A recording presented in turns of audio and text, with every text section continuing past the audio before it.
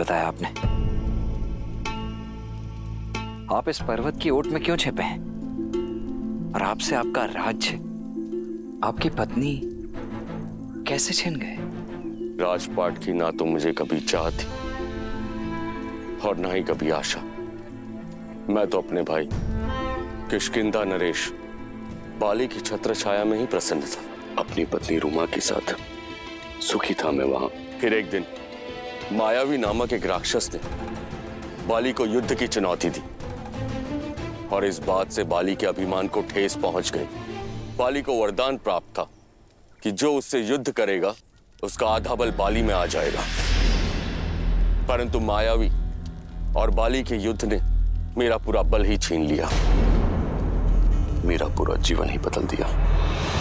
बाले! बाले! कहाँ छुपके बैठा है कायर? लड़ मुझसे, युद्ध कर! आज तेरा बल धराशायी होगा। बाहर निकल!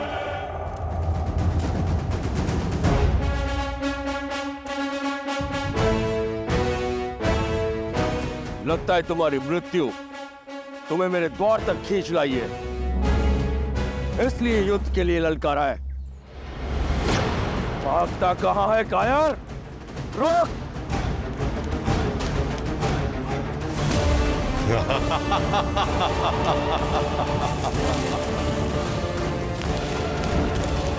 भैया एक क्षण रुकिए, सोचिए। पहले मायावी किष्किंधा आकर आपको ललकारता, फिर यहाँ गुफा में आकर छिप जाता।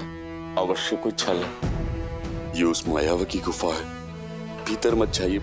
क्या हुआ? अपने भाई के बल पर विश्वास नहीं रहा या माता के दूध का तेज चूक गया है?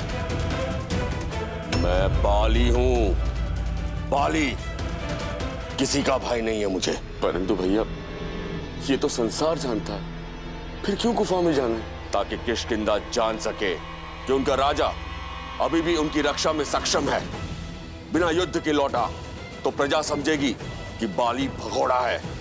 मैं ऐसे नहीं जाऊंगा, तुम यहीं पर प्रतीक्षा करो। मैं इस कथा का अंत करके आता हूं। किंतु भैया मेरा निर्णय अटल है सुग्रीव।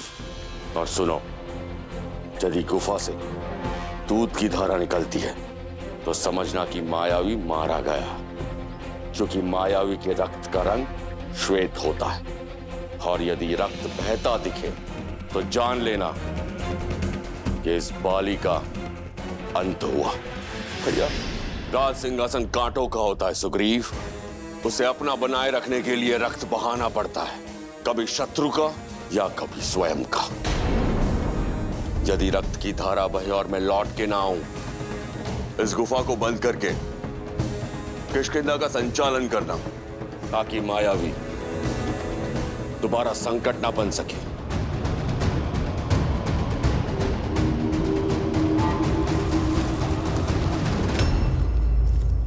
प्रहार से दिन बीते, दिन सप्ताह में बदले और सप्ताह महीनों में। मैं मन में आस लिए 1 वर्ष गुफा के बाहर बैठा रहा मैं, किंतु ना तो मायावी बाहर आया और ना ही बाली। फिर एक दिन रक्त की धारा बाहर आई।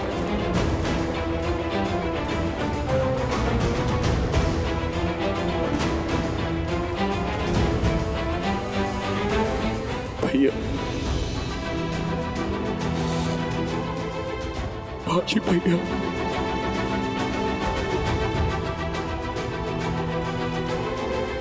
भैया!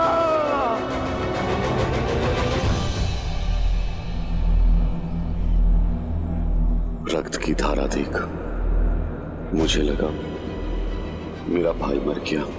किसी भांति अपने आंसू रोक किष्किंधा की सुरक्षा का दायित्व उठाने चल पड़ा।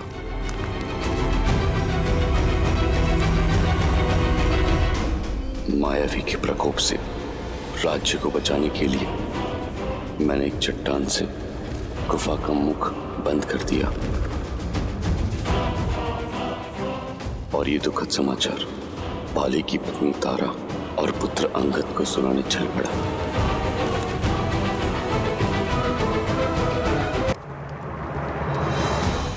अपने भाई को मृत मान मैं वानर नियम निभाने लगा।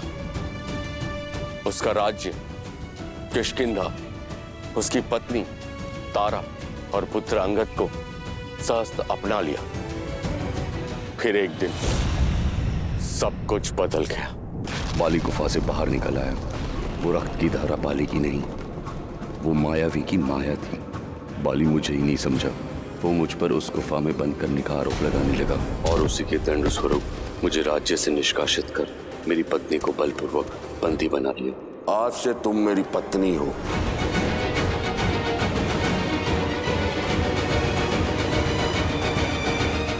यदि आज मैं जीवित हूं तो हनुमान की सहायता और ऋषि मतंग के श्राप के कारण, जो बाली को यहां आने से रोके हुए हैं। उसे श्राप है, यदि उसने ऋषिमुख पर्वत पर अपना पैर भी रखा तो उसके सिर के 100 टुकड़े हो जाएंगे। किंतु जीवित रहने का एक दंश भी है। मुझे अपनी पत्नी का वियोग, उसकी पीड़ा के आभास के साथ ही जीना है। आपके भाई ने जो आपके और आपके पत्नी के साथ किया, उसके लिए उसका केवल एक ही दंड है, मृत्यु।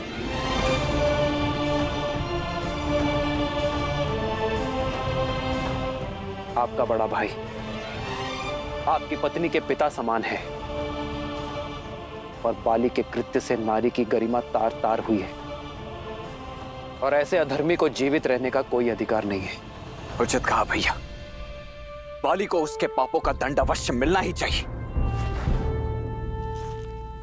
परंतु कैसे? महाबली है वो। मुझ में उनसे लड़ने का सामर्थ्य नहीं है। और कोई भी लड़े, जो उसके समक्ष जाएगा उसका बल आधा हो जाएगा। महाराज सुग्रीव, आप मन से भय को निकाल फेंकिए। जब नौका समक्ष है तो जलधारा अवश्य पार होगी, क्योंकि मेरे प्रभु श्री राम आ गए हैं, जिनके स्पर्श से पत्थर में भी प्राण खिल जाए। महाराज सुग्रीव, वो अवश्य ही कोई मार्ग निकालेंगे। नियति ने आप दोनों को किसी उद्देश्य से ही मिलाया है। यदि आप प्रभु श्री राम से संधि कर लें तो आप में बल भी आ जाएगा और सामर्थ्य भी। हनुमान, संधि के अपने कुछ नियम होते हैं। वो या तो दो राज्यों के बीच होता है या दो राजाओं के बीच होती है, किंतु यहाँ ना राम के पास कोई राज्य है, ना ही तुम्हारे पास। तो ये संधि किस आधार पर होगी? स्वामी, आपने सुना अंगद क्या सूचना लेकर आया है?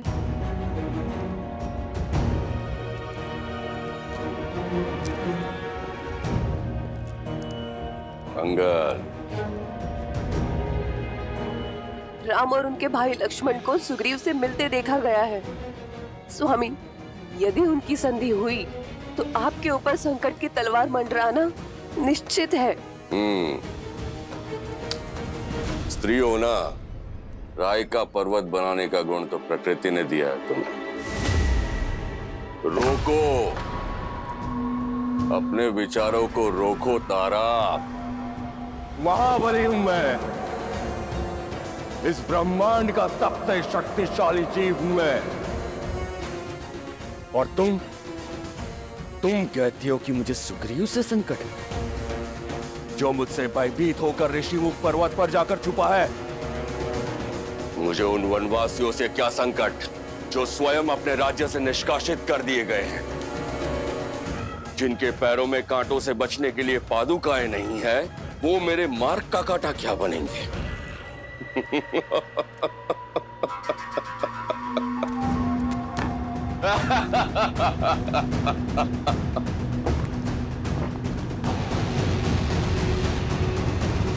जो स्वयं परास्त है वो मुझे क्या हराएंगे?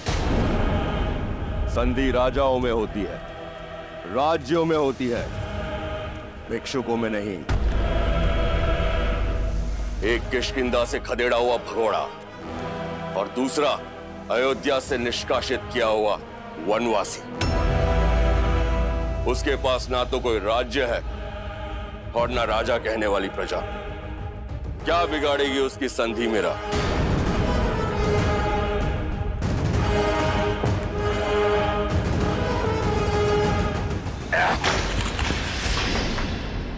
अंगद, पुत्र अंगद, उचित अनुचित का निर्णय बल से होता है। यही युद्ध नीति है और यही राजनीति।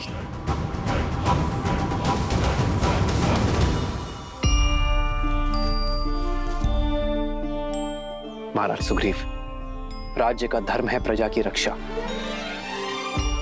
और सेना होती है धन रक्षा की शक्ति। परंतु ये गुण एक और भाव में है, मित्रता। मित्रता का तो धर्म है संसार की रक्षा करना, और मित्रता से बड़ी कोई शक्ति नहीं होती है मित्र। इसीलिए इस संधि की नींव हम अपनी मित्रता पर रखेंगे।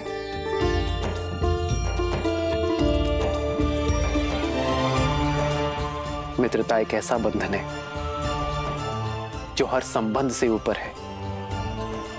हम अपना मित्र स्वयं चुनते हैं, और वही हमारा जीवन, हमारा पथ, हमारा व्यक्तित्व और हमारा भविष्य निर्धारित करता है।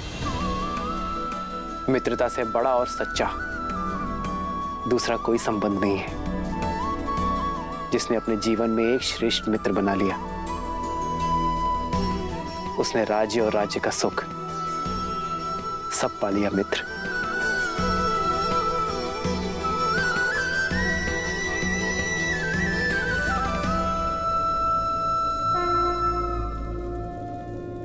मैं महाराज दशरथ का पुत्र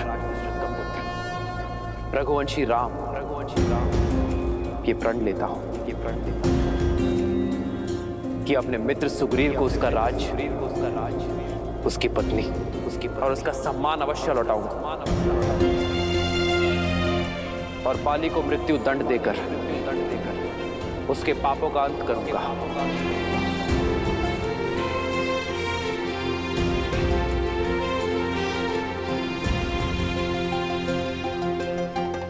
और इसके बदले ना ही मुझे सुग्रीव से कोई आशा है और ना ही कोई मांग।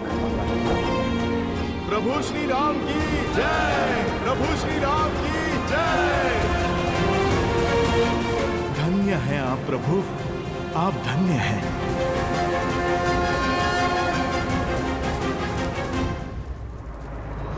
मैं सुग्रीव ये प्रण लेता हूं कि मैं श्री राम की मित्रता का मान रखूंगा।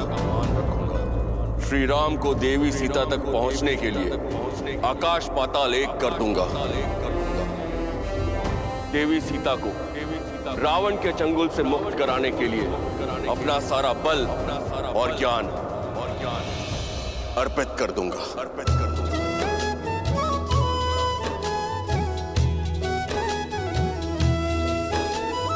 तब हनुमंत उभय दिशि की सब कथा सुनाई, पावक साखी दे करी जोरी प्रीत दृढ़ाई।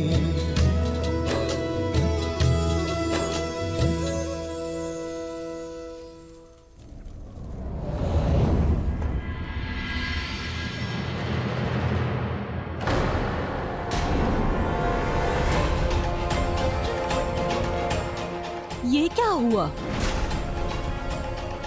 ये लंकेश के पास से सुरक्षित कैसे आ गई?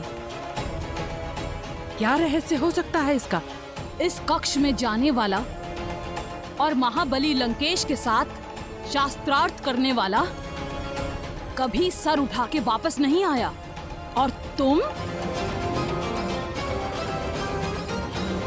हमें अनदेखा मत करो सीता, हमारे प्रश्नों का उत्तर दो।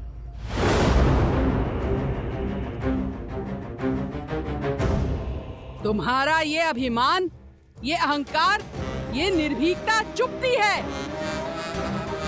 त्रिजटा, जैसे इसको छूते ही हमारे हाथ जल गए थे, वैसे ही हम आज इसके साथ इसके अभिमान को स्वाहा कर देते हैं।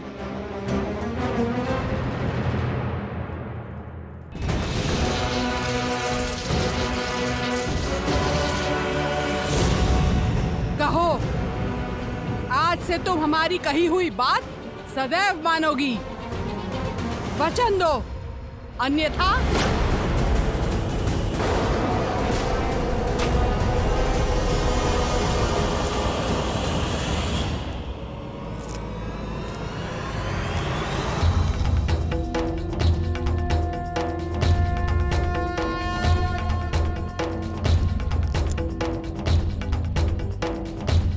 विष्णु तिलक।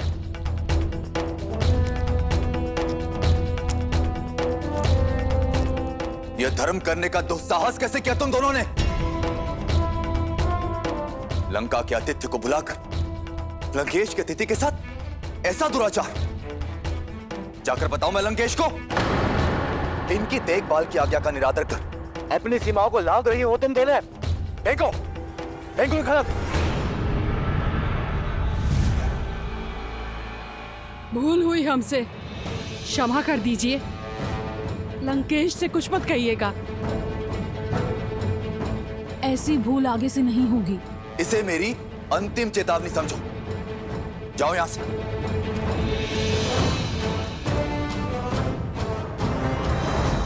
देवी,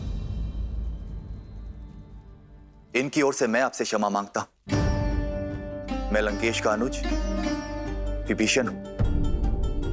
आपको जो कष्ट हुआ उसके लिए क्षमा प्रार्थी हूं। आइए, आपको आपके स्थान तक छोड़कर आता हूं। मेरा स्थान मेरे श्री राम के पास है। क्या आप वहां मुझे छोड़ सकते हैं?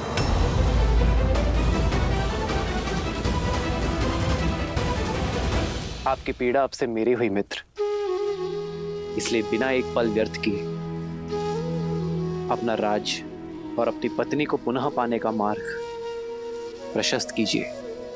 कैसा मार्ग?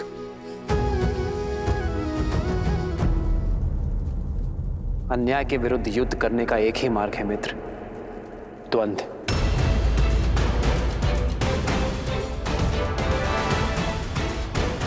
आप बाली को द्वंद्व युद्ध के लिए चुनौती देंगे। क्या? बाली से युद्ध?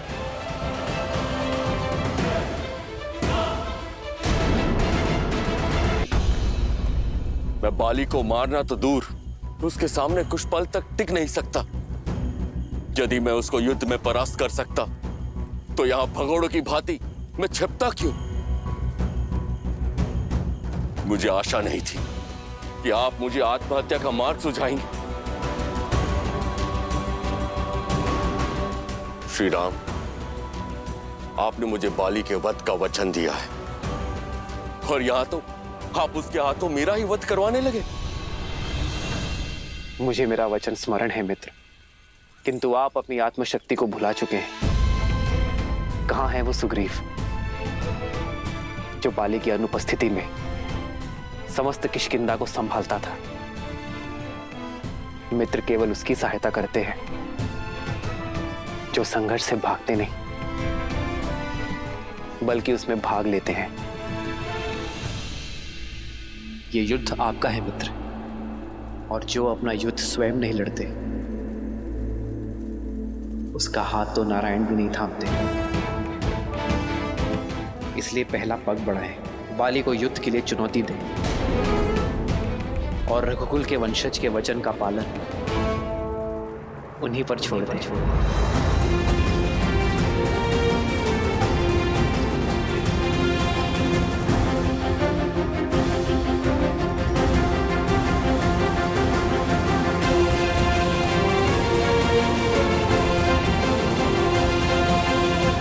ज्ञान की लौ होते हुए भी अज्ञानता से अहंकार से और अधर्म के तमस से घिरे हो तुम, और फिर अपनी तुलना मेरे श्री राम से करते हो। यहाँ काल तांडव करेगा रावण। लौटा दो मुझे मेरे श्री राम को। क्षमा मांग लो उनसे, वो तुम्हें जीवन दान अवश्य देंगे।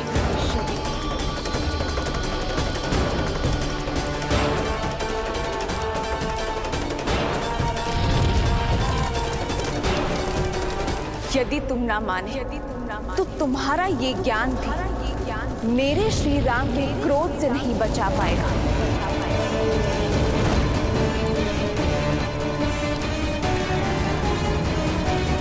उल्टी गिनती आरंभ कर दो रावण, क्योंकि मेरे श्री राम आ रहे हैं।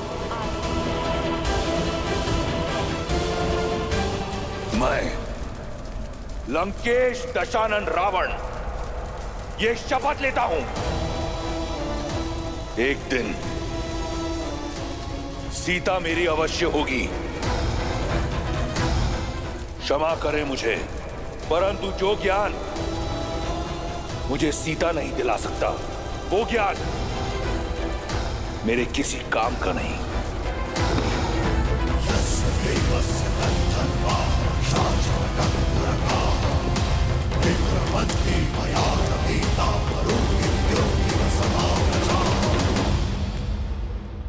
का कारण अब तक नहीं बताया आपने। आप इस पर्वत की ओट में क्यों छिपे हैं? और आपसे आपका राज्य, आपकी पत्नी कैसे छिन गए? राजपाट की ना तो मुझे कभी चाह थी और ना ही कभी आशा। मैं तो अपने भाई किष्किंधा नरेश बाली की छत्र छाया में ही प्रसन्न था। अपनी पत्नी रुमा के साथ सुखी था मैं वहां। फिर एक दिन मायावी नामक एक राक्षस ने बाली को युद्ध की चुनौती दी और इस बात से बाली के अभिमान को ठेस पहुंच गई। बाली को वरदान प्राप्त था कि जो उससे युद्ध करेगा उसका आधा बल बाली में आ जाएगा।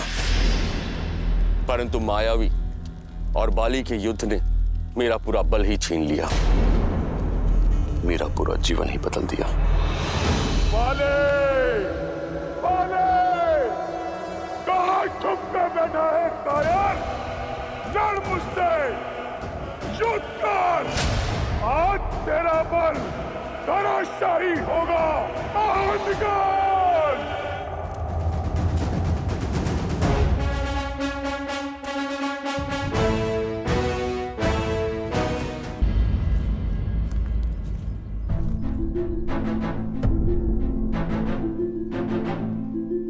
सबकी चिंता हरने वाले प्रभु श्री राम के आगमन के बाद भी आपके मुख पे चिंता का भाव क्यों महाराज?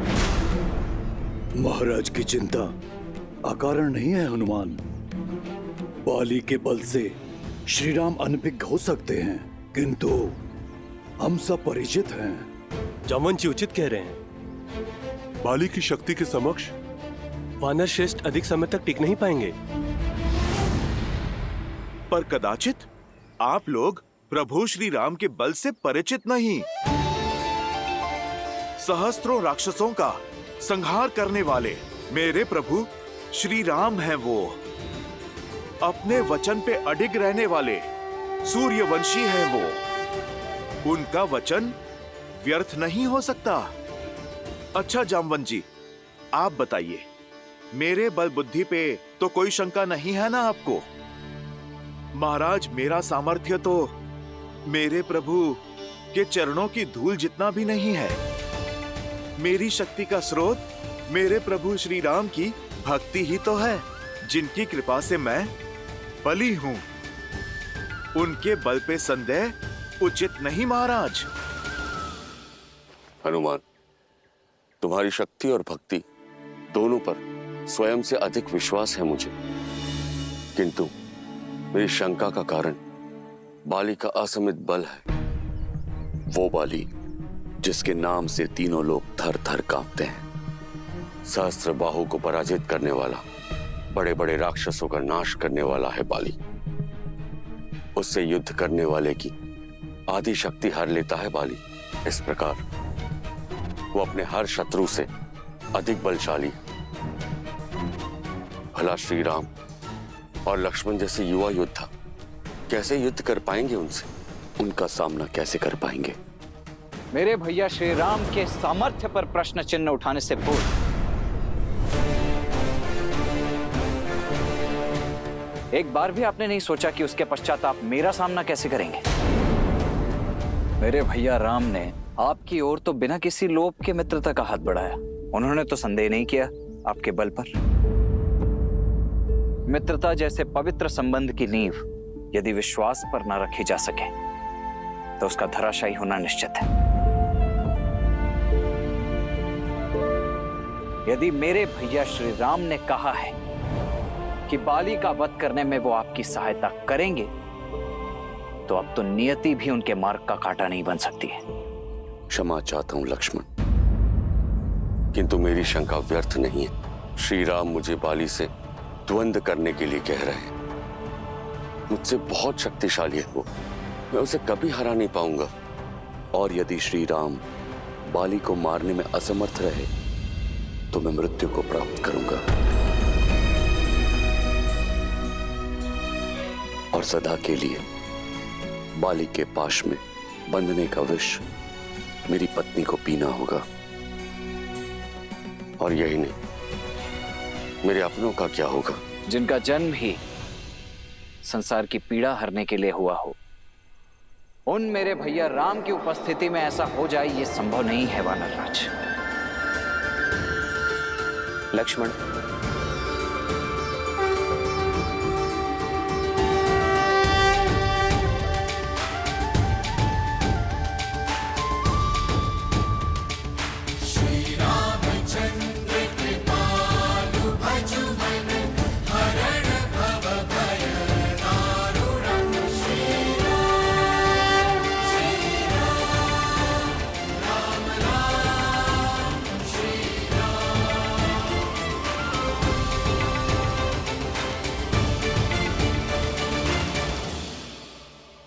एक मित्र की शंका दूर करने का दायित्व दूसरे मित्र का होता है,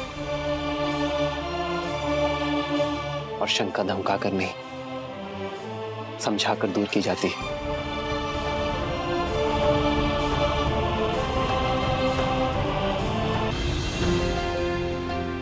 बताइए सुग्रीव, ऐसी कौन सी शंका है जो आपको कचोट रही है? मैं आपके हर संदेह को समाप्त करने का प्रयास करूंगा। क्षमा करे श्री राम, किंतु मेरे संदेह की जड़ बाली की शक्ति है, उसका पराक्रम, उसका बल जिसकी कोई सीमा नहीं है। एक बार अति बलशाली राक्षस दुंदुभि, जिसका शरीर पर्वत के समान था, जिसके नाम से मानव और दानव ही क्या, देवता भी थर थर कांपते थे, उस दुंदुभि ने किष्किंधा आकर बाली को चुनौती दी।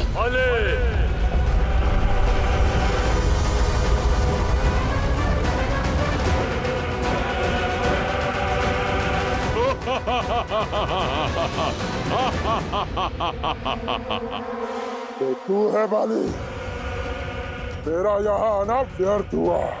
सुना था तू तो बहुत बड़ा बलशाली है, पर तुझे देख के लगता है तुझे युद्ध के लिए ललकारना ही मेरा अपमान है।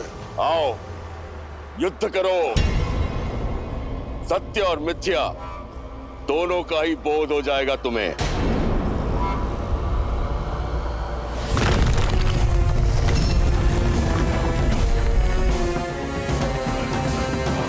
आनंद आएगा, अब अपनी मृत्यु के लिए सज्ज हो जाओ बाली।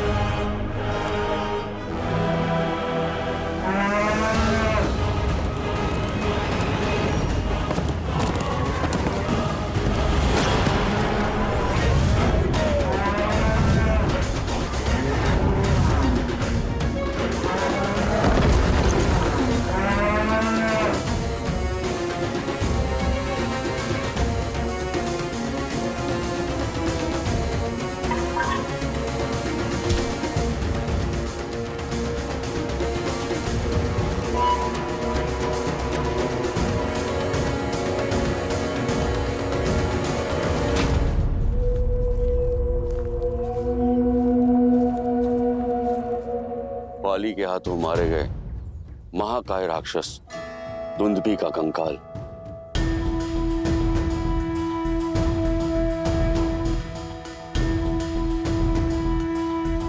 बरसों से आज भी इस ऋषिमुख पर्वत पर पड़ा है। आज तक किसी में इतना साहस, इतना सामर्थ्य नहीं कि इसे लेश मात्र भी हिला पाए। ना अकेले ना समूह में। सोचिए, जिसके कंकाल में इतना बल हो वो दुंदुभी कितना शक्तिशाली होगा, और उस दुंदुभी को उठाकर योजनों दूर तक फेंक देने वाले बाली किस बल का स्वामी होगा। महाराज, आप मेरे प्रभु पर विश्वास रखिए, वो आपकी हर एक समस्या का निवारण करेंगे।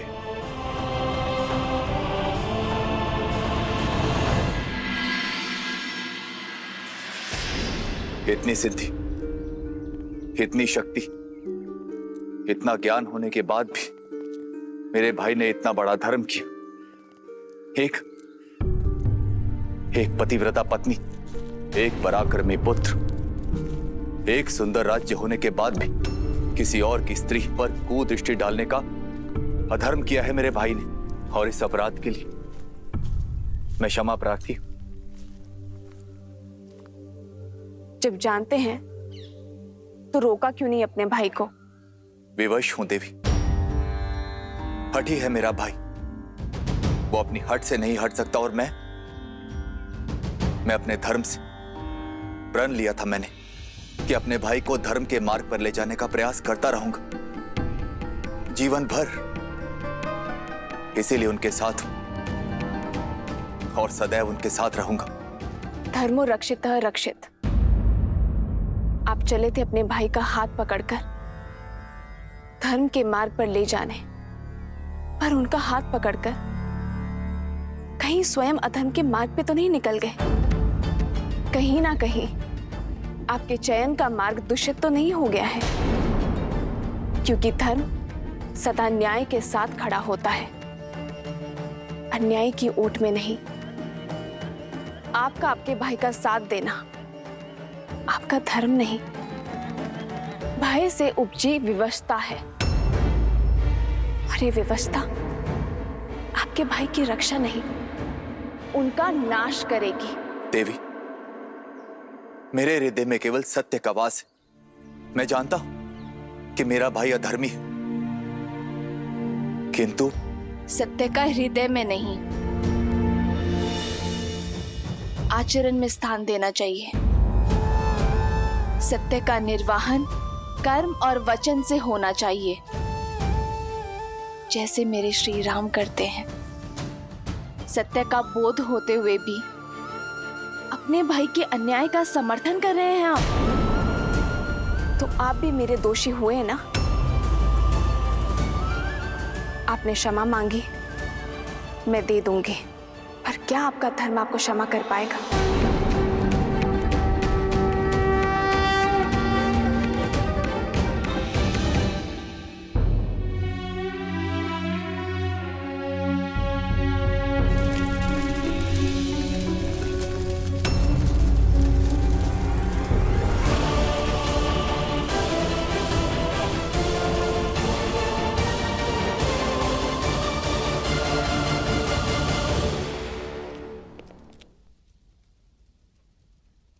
प्रणाम माता।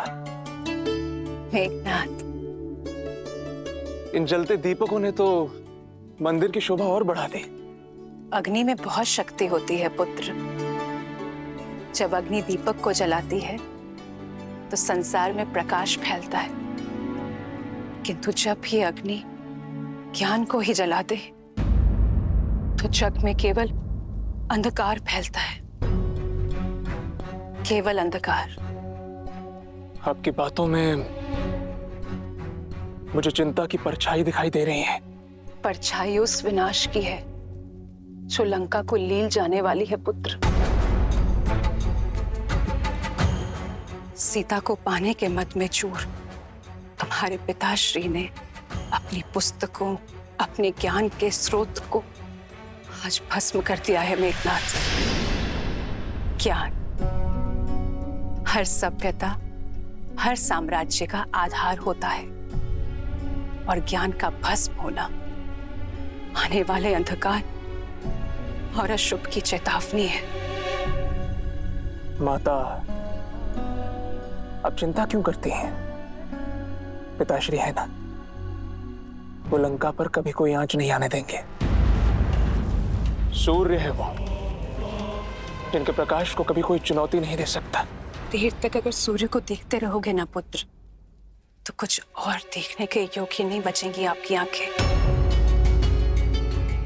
अपने पितृ भक्ति में इतने अंधे ना हो जाओ कि सत्य और असत्य का भेद ना कर सको।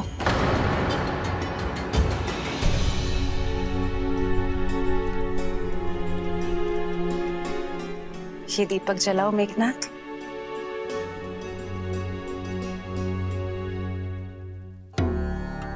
अग्नि से बाती भस्म हो जानी चाहिए, परंतु हुई नहीं। क्योंकि पहले दीपक के भीतर का तेल जलेगा माता, बाती नहीं। यही मैं तुम्हें समझाना चाहती हूँ पुत्र। अग्नि बाती पकड़ती है, पर पहले तेल जलता है। सारा तेल भस्म होने के बाद बाती राख बन जाती है।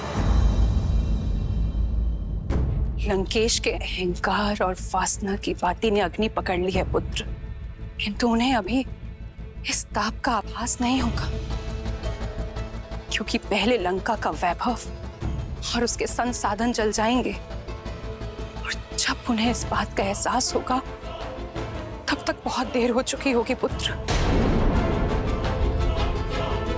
मुझे भय है कि सीता के हरण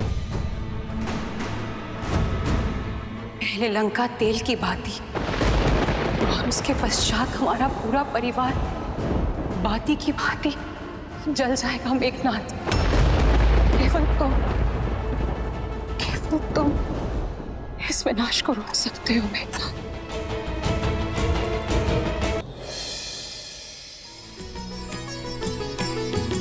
हो कह सुग्रीव सुनहु रघुबीरा,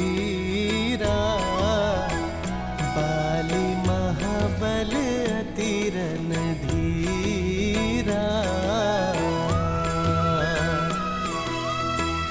दुंदुभि अस्ति ताल देख राए, बिनु प्रयास रघुनाथ ठाए।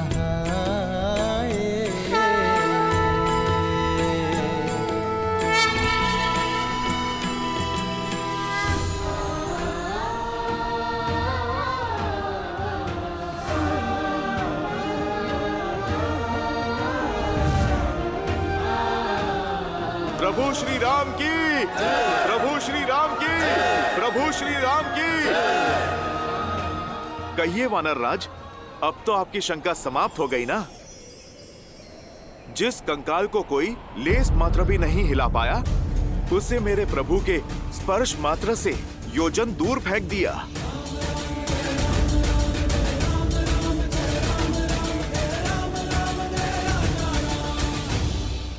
प्रतीत होता है कि आपकी चिंता और भी बड़ी है मित्र। आपके बाहुबल का परिचय मुझे तो मिल गया, किंतु बाली के बल से आप अभी भी अपरिचित हैं। धनुर्विद्या में पारंगत है वो, इतना तीव्र है वो कि युद्ध भूमि में प्रतीत होता है जैसे बाली 10 दिशाओं से एक साथ प्रहार कर रहा है।